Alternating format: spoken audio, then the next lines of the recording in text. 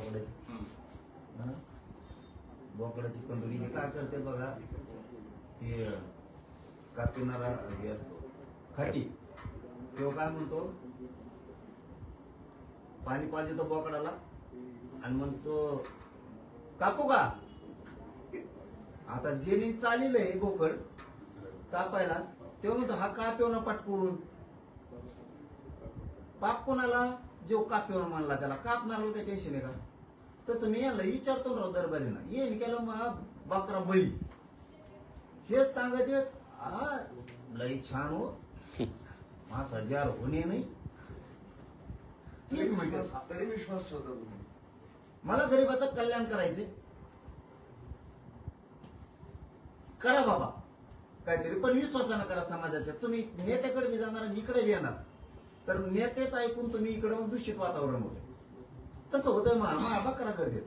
मी प्रत्येक वेळेस विचारलं, आता विचारलं ह्या टायमाला सुद्धा PSOP अमकं तमकं बरोबर आहे का, एकदम बेस्ट टाइम आहे. म्हणलं तुम्ही उपोषण सोडल्यावर माग उद्या मीडियाचा पुन्हा काढा. म्हणलं उपोषण सोडल्यावर पुन्हा 7-8 दिवसांनी तुम्ही उलटच म्हणता बरं का, त्याच्यापेक्षा मी सोडितच नाही. नाही म्हणले लई बेस्ट आहे. 1.5 घंटा चर्चा केली म्हणले आलेल्या शिष्टमंडळाची, काहीच हरकत नाही. याच्या अगोदरचं सांगतो आपण, ते झालं. मुंबईत JR घेऊन आलो, हेच हॉस्पिटल आहे. इथं आल्याच्या नंतर 6 दिवस मला काही सुधारलंच नाही.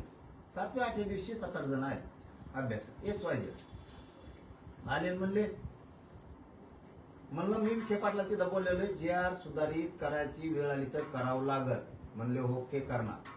मग 7-8 जण अभ्यासक आले की ते भेटायला आले. पण मी बोलता बोलता म्हणलो बाबा JR व्यवस्थित आहे का बघा, काही दुरुस्त्या करायच्या आपल्या सुधारणा करू. ते काय म्हणतात मला, हो आम्ही त्यासाठी चालतो.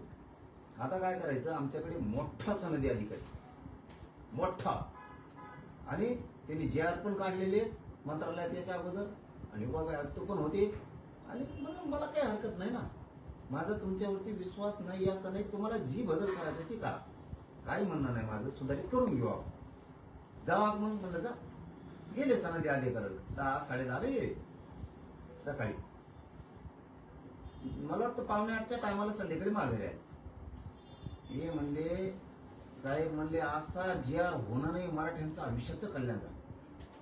छान. म्हणलं मग ठेवायचा का, म्हणे बोलायचंच नाही शब्द.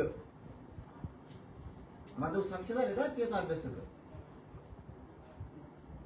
6 त्यातले